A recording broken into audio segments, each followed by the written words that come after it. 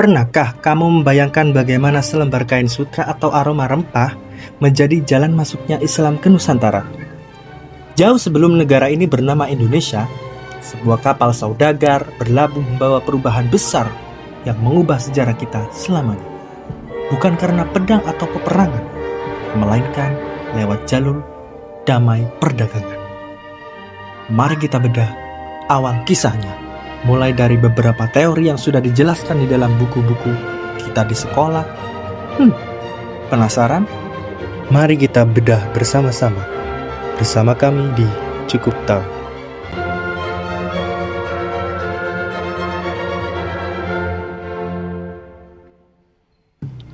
Pada zaman dahulu, Indonesia itu dikenal dengan daerah terkenal akan hasil rempah-rempahnya, sehingga banyak sekali para pedagang dan saudagar dari seluruh dunia datang ke Kepulauan Indonesia.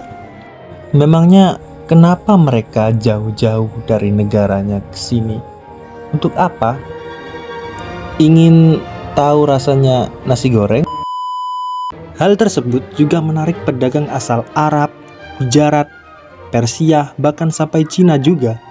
Sambil berdagang, para pedagang Muslim berdakwah untuk mengajarkan agama Islam kepada para penduduk.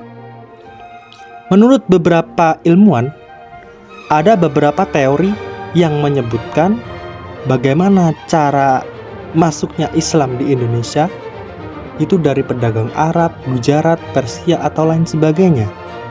Mari kita bedah teori berikut.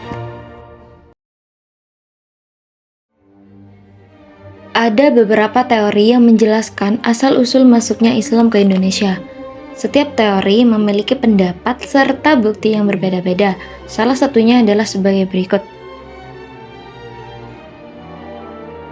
Teori yang pertama, itu teori Gujarat. Teori ini didukung oleh sarjana Belanda seperti Snoek Hargrange. Katanya, Islam baru masuk pada abad ke-13 lewat pedagang dari India Selatan. Buktinya ada kemiripan batu nisan di Kambai, Gujarat. Tapi, teori ini dikritik sejarawan lain karena pada abad ke-13, Gujarat itu sebenarnya masih kerajaan Hindu. Lalu, muncullah sebuah teori baru, yaitu teori Arab atau teori Mekah. Teori ini sudah didukung kuat oleh Buya Hamka dan hasil seminar Medan pada tahun 1963.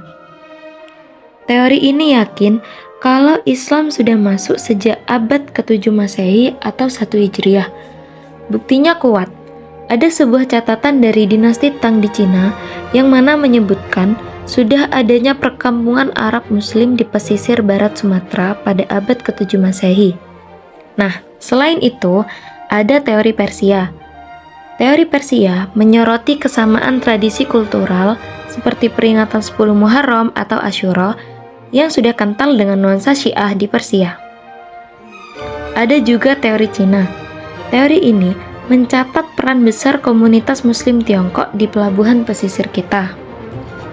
Teori ini juga dikemukakan oleh Emmanuel Gogido LRDG. Ya, itulah. Buktinya, sudah banyak perkampungan Tashi di Nusantara dan Cina. Tashi adalah sebutan untuk orang Arab dan Persia yang saat itu sudah beragama Islam.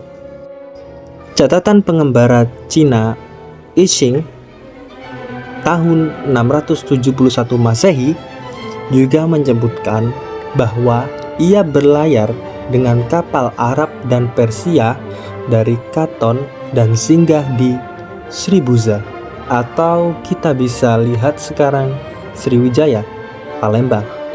Ini menunjukkan sudah ada hubungan antara Muslim Timur Tengah dan Nusantara sejak awal. Karena hubungan dagang antara Timur Tengah dan Cina sangat intens, para pedagang Muslim kemudian menjadikan pelabuhan-pelabuhan Nusantara sebagai tempat singgah dan penyebaran agama Islam.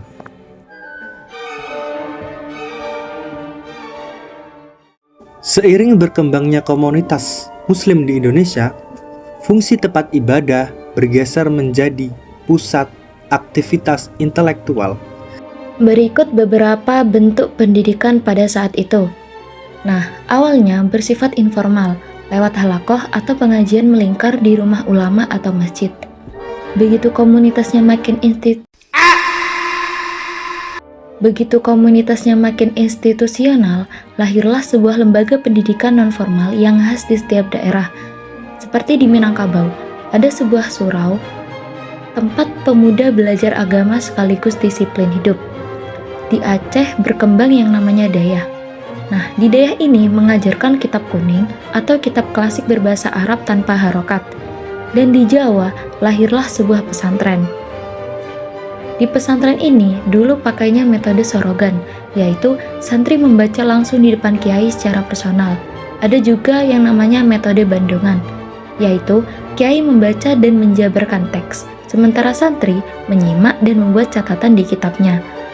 Dulu hubungan kiai dan santri itu intens banget karena tinggal di asrama yang sama. Nah, kiai itu bukan cuma pengajar administratif, tapi seorang figur moral yang diteladani.